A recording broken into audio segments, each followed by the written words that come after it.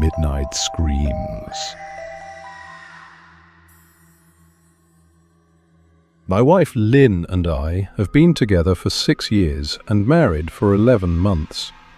Our entire history together has been very normal, and never once have I noticed any weird behaviors or red flags. I can't stress enough how out of character this whole thing is for her. Lynn is very kind, intelligent, and thoughtful. She's always been the no-nonsense type of person. Being childish or trying to scare me is not something she'd normally do. She doesn't even like watching horror movies. When we first started dating, she agreed to watch The Shining with me because she knew how much I loved horror. She was so scared that she didn't even make it through half of the movie before we had to turn it off. She isn't into anything creepy and has never been into pranks. It's just not her cup of tea, and that's fine. But that's what was so strange about this. It's just so unlike her. I should also add that she never had any mental health issues, and as far as I'm aware, it doesn't run in her family. I know some people are able to hide their mental health problems, but in the 6 years we've been together, I think I'd have seen some sort of sign. 2 months ago, I was in the kitchen making myself some coffee before work. I was running a bit late that morning and knew I wouldn't be able to make it to Dunkin' Donuts for my usual morning fix.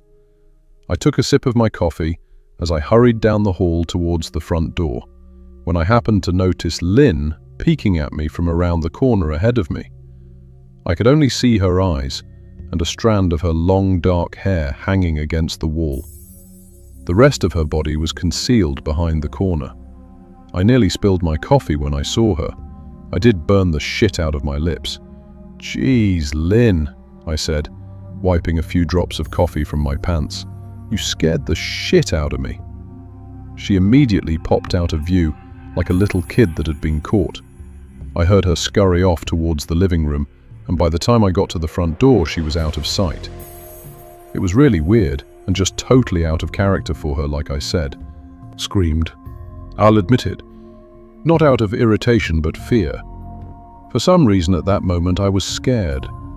At the sound of my scream, Lynn scuttled backwards out of my view, her hands and feet smacking the tile floor as she hurried out of the kitchen on all fours. I didn't run after her, or even yell after her. I just stood there frozen in shock, wondering what fuck had possessed her to do that. It took me a little longer than I'd like to admit to go back upstairs, but I eventually did. When I got to our bedroom, Lynn was lying on her side, asleep, or at least pretending to be. I stood there for a while, watching her breathing to be sure she really was asleep. I had the feeling she might jump out at me the moment I got into bed, but she didn't. I climbed into bed and she didn't even move. Her breathing was soft and deep, and I was starting to wonder if I'd dreamt the whole thing. The next morning, I waited for her to come down for coffee, and after handing her a mug and kissing her cheek, I decided to ask her about it. "What was that about last night?" I asked, keeping my tone light so I didn't offend or embarrass her. She frowned over her cup of coffee, shaking her head like she had no clue what I was referring to. "You were peeking at me again, from over there," I said, pointing to the spot on the floor by the kitchen island. She followed my gaze, and when she looked back at me, she burst out laughing. She laughed so hard that I couldn't help but join her. "You creep me the fuck out sometimes, you know that?" I said. She giggled and set her cup on the counter and wrapped her arms around my neck. "You creep me out all the time, so I guess we're even," she teased. We said our goodbyes and left for work. As I drove, I kept thinking about how creepy it had been seeing her grinning at me from behind the island like that. The sounds her hands made on the floor as she crawled away. I told myself she was just trying to be silly, just trying to join me in my love of all things horror. It's not like I was afraid of her, but it still didn't sit right with me. I started seeing her peeking at me more and more. Sometimes she'd be peeking out from behind the couch or living room curtains. Once she even managed to get inside her grandmother's old trunk that sits at the foot of our bed. I might not have even known she was there at all had the trunk's old hinges not given her away. She'd had the lid propped up just enough so that only half of her face peeked through. She'd been grinning like an excited toddler. It was unnerving. I didn't even know what to say to her. All I could do was stare. When I finally found my voice, I asked her why on earth was she doing this. She didn't answer, but she had slowly closed the lid, shutting herself inside the trunk. I just walked away feeling disturbed. I didn't understand why she was doing it, but it clearly made her happy. I just hoped she would tire of the game quickly. Lynn didn't peek at me for the next 2 weeks. I started to think she was done with her weird prank, and I was relieved. We were watching a show on Netflix one night, and I jokingly said that I hadn't seen her peeking at me lately, and that she must have given up on her spy game. She looked up at me with a small smile and said, "Maybe I've just gotten better at it." I didn't say anything, but I wondered whether or not she was joking. For the next few days, I couldn't stop thinking about what she'd said. Was she still peeking at me when I wasn't looking, and I just hadn't noticed? And if so, what the hell was she getting out of this? I started to feel paranoid, constantly checking whether she was watching from around the corner or behind a door. I was jumpy whenever I was home, and she wasn't in full view of me. I felt stupid and a little crazy, but after a few weeks without another incident, I began to relax. I stopped checking behind furniture and walls and told myself it was just a bad memory. Then a few days ago, things got so much worse. Lynn left to go to a friend's, and I lounged on the couch and played a couple games on my laptop. Around 9 p.m., I hopped in the shower, and as I was washing the soap from my hair, I felt that awful feeling that I was being watched. I slowly opened my eyes and almost had a fucking heart attack. Lynn was peeking from behind the shower curtain. Her entire head stretched into the shower, leaving just her body outside. Her long dark hair hung against the curtain, the ends dripping with water. Her mouth hung open in a terrible grin, eyes wide and red, as if she hadn't blinked in a while. I screamed and jumped back against the wall. She didn't move, nor did her smile waver. Her makeup ran down her cheeks in 2 black streaks. She looked giddy and completely deranged. I was fucking terrified. We stood like that for a few moments, neither of us saying a word. Finally, after what felt like forever, she slowly pulled her head back out of the shower, and I watched her blurry figure through the curtain as she moved backwards to— "The fuck, Lynn?" I snapped. "This shit is getting really fucking annoying." I waited for her to apologize, or to call me a jerk, but instead I heard a faint moan, so quiet I wondered if I heard it at all. And then, complete silence. "Lynn?" I called out, not able to even hide the shakiness in my voice.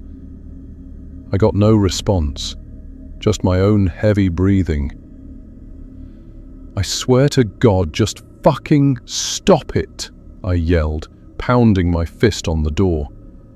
I waited for her to cuss me out, something I would expect from me talking to her like that. I never screamed at her before, but there was nothing, just the occasional drip from the shower head. I won't deny that I was scared, too afraid to open the damn door and face my own wife. I waited another 30 minutes or so, which feels like a fucking lifetime when you're scared. Finally, I decided I wasn't going to spend the night hiding in my bathroom, so I got down on my knees and peered under the door. I almost expected to see her face peeking back at me, but thankfully I didn't. I could see straight down the hallway to the top of the stairs, but no Lynn. I didn't know if I should be happy about that or not. I looked for a few minutes, waiting to see her head pop up over the top step, but it never came. I stood up, my hand hovering over the door, and mentally prepared myself to open it. I slowly turned the lock with shaky fingers and was about to yank it open when I heard a sound that still makes me feel nauseous when I think about it. A moan, louder than before, but this time I was able to tell just where it was coming from. I turned my head to the closet door as if in slow motion and locked eyes with my wife, who was peeking out at me from the slight gap. Her eyes were still wide as ever, and her mouth was hanging open in the most grotesque, gaping smile I'd ever seen. I didn't even scream. I was too scared for even that. Her hands were clasped to her chest, body trembling with sheer delight. As if that. I threw my phone at the dash in a rage, furious at her nonchalant attitude. My brother and his wife were surprised to see me, especially dressed in just a pair of boxers, but told me to stay as long as I needed. Chris lent me some clothes and asked me what happened. I told him Lynn and I had a fight, but didn't get into the details. I didn't want him to think I was overreacting, leaving my wife over a prank, even if it was a strange one. I mean, hadn't I encouraged her for years to lighten up instead of being so serious all the time? I had wanted her to relax and loosen up, but this was definitely not what I'd had in mind. I tried to sleep on their sofa, but my brain wouldn't let me sleep. Every time I closed my eyes, I saw Lynn's face staring at me from inside the closet. Knowing she'd been in there with me the entire time made my skin crawl. She'd never left the fucking bathroom at all. Instead, she slipped inside the closet and slammed the bathroom door shut to fool me. The mere thought of going back home gave me anxiety. I tossed and turned, unable to sleep. Chris ended up giving me a sleeping pill so I was able to get a little rest. My sleep was filled with terrible dreams, all of Lynn's smiling face. I woke up just as the sun started to rise. My sore body ached from the sofa and I felt drained. I knew I'd have to call Lynn at some point, but I didn't know what to say to her. I wouldn't be going home unless she gave me her word she'd never do any more creepy shit. I just wanted my wife back. Her normal, serious self never looked so good to me. I was contemplating calling her and telling her that, when that familiar feeling came over me. I was being watched. I was staring at the ceiling, my heart in my throat. I didn't want to look away, but the longer I ignored the feeling, the worse it got. My eyes drifted away from the ceiling almost on their own. Her face was pressed up against the window beside the couch, staring down at me with that same gaping smile. Drool dribbled down her lips, leaving 2 long streaks down the glass. I didn't know how long she'd been there at all. Was the 2 streaks of drool still dripping down the glass? I tried explaining to Chris and Rebecca about waking up to see Lynn watching me through their window. They were skeptical. Who wouldn't be? Chris and I went outside to the spot in front of the window, but there were no footprints in the dirt, just a slight indent. Animal, probably, Chris guessed, and I didn't argue. He and Rebecca assumed I dreamt the entire episode, but they didn't understand, and I was too tired to explain it to them. I called out of work that day and turned my cell off. I didn't want to face Lynn. Just talking to her was too much for me at that point. I really started to believe something was irreversibly wrong with her, that no matter what promises she made, we'd never be the same again. The thought saddened me to my core. I cried most of the morning. By noon, I figured I was ready to confront her, give her one last chance to explain herself. I could at least give her that after 6 years, I told myself. I turned my phone on and saw the dozens of texts she'd sent, all from a seemingly concerned wife. Can we talk? I love you. Please call me. I'm really worried. Can you answer? Just come home. And more of the same. All texts telling me she loved me and she wanted me home. How worried she was. Not a damn one addressing the crazy shit she pulled. Like she hadn't been acting like a character from a Stephen King book. Even her texts were different. She normally texted novels just to tell me to pick up a loaf of bread. You'd think she'd have more to say to me after her bizarre shenanigans. I know it probably seems childish to some of you who are miles away from this situation. But if you saw the way Lynn had looked at me, how she scampered away on all fours like some wild animal, grinning at me from inside the closet like a lunatic, then I think you'd find my reaction was warranted. I ended up staying with Chris and Rebecca for another night. I didn't wake up yesterday until afternoon, and thankfully I didn't see Lynn's face watching me through the window. In constant fear didn't sound too appealing. Lynn loves you. She has to be absolutely crushed, she said. "I don't know about that," I said. "Well, she certainly seemed like it to me. I've never seen her so upset. Very much unlike the Lynn I know," Rebecca said, shaking her head sadly. It took a full minute for her words to really sink in, and when they did, I felt dread worming its way through my skin. "Wait, what do you mean? You saw her? You saw Lynn?" I asked, my mouth suddenly dry. Rebecca nodded casually as if that fact wasn't nightmare fuel. Maybe for her it wasn't. "She stopped by this morning just after Chris left for work," she said, cleaning the plates from the table. "I didn't see her car, though. Maybe she took an Uber or something." "Beck, what did she say? Did she come inside?" I asked, sweat starting to break out on my forehead. I began looking around, examining corners as though a predator lurked behind them. "No, she just asked if you were awake yet, and I said that you weren't. I asked if she wanted me to wake you, but she said no. Just said to let you sleep," she said as she washed the dishes. That's all? She didn't say anything else?" I asked. "No. She looked awful, though, like she hadn't slept in days. I think you should call her." I got up from the table and thanked Rebecca for lunch. I felt a little bit better at the knowledge that at least she hadn't come inside. Still, I needed to double-check that the doors were locked. I sat for a while trying to figure out what to do next. I didn't want to go home, but I felt that I owed it to Lynn to help her if I could. Hadn't I sworn an oath to love and honor her through sickness and in health? Clearly she was very sick. If she was sick, which I truly believed she was, I had to try and get her the help she needed, but I didn't even know where to start. I didn't want to call the police, and besides, what the hell was I going to tell them? That my wife was peeking at me? That she was being creepy? As bizarre as she'd been, she still hadn't committed any crime. Not yet, anyway. The police would have probably smiled.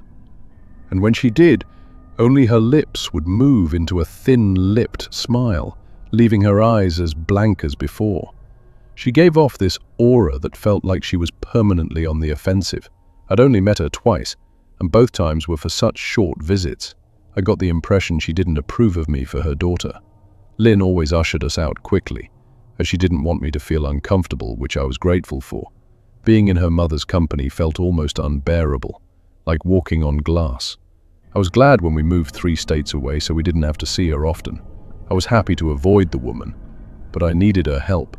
I really didn't want to talk to her at all, but I had to talk to someone, and someone who knew Lynn better than I did. So I grit my teeth and did what I had to. "Yes?" she answered, already sounding irritated. "Marianne, it's me, Ben. Do you have a minute to talk?" I asked. I could hear her cluck her tongue in irritation. "I'm in the middle of writing some checks, but if you insist, I suppose I can spare a moment." "What is it that you want to discuss, Benjamin?" she said, coolly. "It's about Lynn. She's been acting strangely, and I was wondering if you had any idea whether there was something." I was quickly interrupted.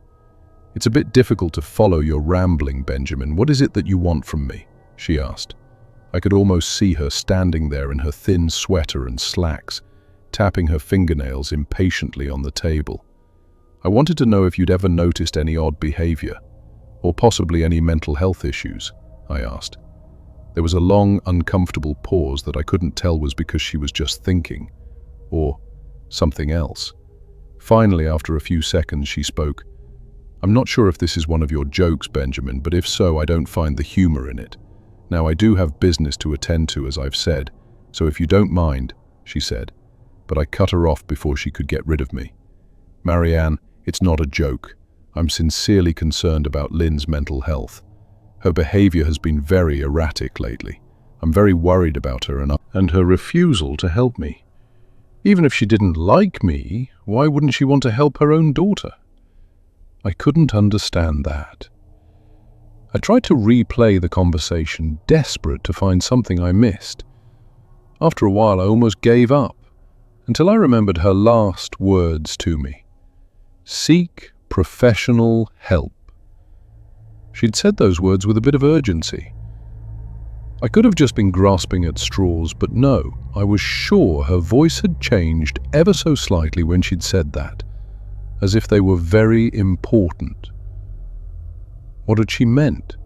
I assumed she'd been referring to medical professionals, but maybe she was referring to someone else, someone that she didn't, for some reason, feel comfortable saying directly. Or maybe I was just desperate. I waited for Chris to get home, and after a very long and exhausting conversation with him and Rebecca, I convinced them that Lynn truly needed psychiatric help.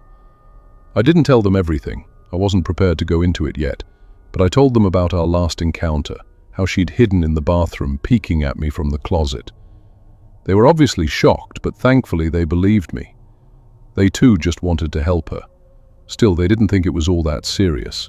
Weird, maybe, but not dangerous. They just kept saying that Lynn had to be playing some kind of weird joke. Maybe for YouTube, Rebecca offered, if only half-heartedly. Chris didn't think we should involve the police just yet. He offered instead to go with me, and I readily accepted. He reasoned that calmly talking to her, trying to coax her into going willingly, was the best recourse. I agreed to do it his way. At least I wouldn't be going into that house alone. We drove over this morning, just after breakfast. There was no way I was going at night. When we pulled into the driveway, my stomach began doing somersaults. Her car wasn't there, but I still didn't let my guard down. The front door was ajar, and for a split second I thought we'd see her eyes staring through the gap. I was shaking and starting to sweat. Chris, however, was fine. He waited for me to open the door. Wife. He was looking at me like I was a moron. Let's just go upstairs, I whispered. He shook his head but followed me up the stairs to check the bathroom and spare bedroom. On the way up, my shoes crunched over pieces of glass that looked to be littered over a few of the steps. I noticed that one of Lynn and my wedding portraits that hung on the wall along the staircase had been smashed. The frame hung crookedly, all the glass removed. I stared at the picture, a lump forming in my throat. We had taken the photo just after leaving the church, after saying our vows. She looked so beautiful in her white gown. I looked at Lynn's beautiful face. I never dreamed her face would ever be a source of terror for me. We climbed the rest of the steps and checked the spare bedroom, but it looked completely untouched. I was hesitant to go into the bathroom, my fear from that night coming back to me all at once. Chris noticed and offered to go in by himself, but I couldn't let him do that. So we walked in together, checking the closet and the shower. The bathroom looked as if it hadn't been touched since the night I left. "I don't think she's here, Ben. Why don't you pack some clothes and we'll try coming back tomorrow or something," Chris said. I nodded and went into our bedroom and shoved some clothes into a duffel bag. When I checked inside our closet, I came across the source of the smell and gagged. Chris took one look and lost all color in his face. He had to go stand by the stairs to get away from the sight and smell. I gazed down in shock at what lay inside my bedroom closet. Soaking into the rug were at least a dozen eyeballs, all carefully laid out in pairs. Some were as large as a quarter, while others were as tiny as a marble. I stared down at the eyes she'd collected from small animals, and I wondered how she'd gotten them, and shuddered at the thought. Man, I thought I had it bad with Becca's shoe addiction, but fuck me, your wife's in here collecting eyeballs, Chris said, gagging. "Ben, I think we should go," he called from the hall.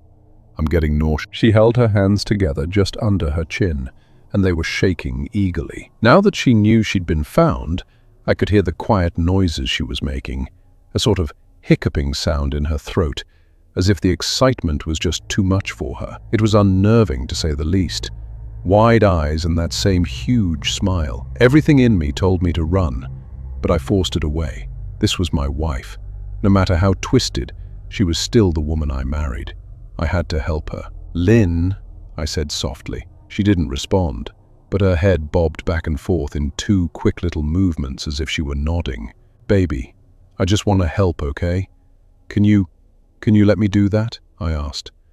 I had taken a single step forward, approaching her like some kind of dangerous animal. "I love you, Lynn," I said softly, taking another step closer. She let a tiny moan escape her wide-open mouth, and I had to resist the urge to run. Her shoulders were starting to quiver, and her eyes grew as large as saucers. I crouched down so I could see her better, and immediately saw the blood. Her hands were covered in it. They trembled more the closer I got, as if she was barely able to contain herself. "Lynn, are you hurt? You're bleeding," I said. She bobbed her head again, her bloody fingers moving up and down as if playing an invisible piano. They occasionally grazed her chin, leaving smears of blood on her skin. I wanted to recoil in disgust. The smell that was coming off of her was revolting. I could feel the vomit trying to climb up my throat. Her lips were dry and stretched thin, blood seeping between the cracks. I knew she wouldn't come out on her own, but I didn't want to leave her in the state she was in. I scooted closer and reached out to her. The excited hiccuping sounds got louder, and her hands shook, fingers flexing. It was then that I could see the blood oozing from in between her fingers. "Oh my God, Lynn, you're bleeding," I said. Instinctively, I reached out to take her hand, but before I could even touch her, her hand sprang out towards me. A sharp pain shot from under the bed, the glass shards still in her fist. "Chris, run, go!" I yelled. He must have been too afraid to move, because a second later I felt my back bump into him. He was still standing at the top of the stairs, staring at the horror that was my wife. Lynn had crawled completely out from under the bed and stood in the bedroom doorway, her face twisted in rage. Her whole body was visibly tense. Blood ran down her fingers and onto the floor. "Jesus, Lynn," Chris said. "You, playing hide and seek?" I reached back and pushed him towards the steps. "Move your ass, Chris," I said as quietly but firmly as I could. Lynn bobbed her head in fast, sharp motions and began to grin, stretching her mouth open wider and wider so that her chin seemed to touch her chest. I heard Chris mutter a prayer, and then he was running down the stairs. I stood at the top of the steps, stuck between the love for a woman who clearly needed serious help and self-preservation. "I only want to help," I said, choking back tears. Her eyes focused on me once again as she slowly lifted the glass, holding it out in front of her. And then she started sprinting towards me, grinning with utter excitement. Thankfully, my body took over, and I flew down the stairs, skipping 2 or 3 at a time. I made it to the front door before I felt her leap onto my back, wrapping her arms around my neck, her open mouth next to my ear so that I could hear those terrible hiccuping sounds up close. I shook her off me, knocking her to the floor. I felt a searing pain in my back as she went, but I tore open the front door and bolted to my car. Chris was standing in the front yard, talking on the phone with the police. I didn't say a word. I just ran to my car and jumped in. Chris took the hint and followed me. Still on the line with 911, I watched the rear-view mirror, sure I'd see her there, running after us. But I never did.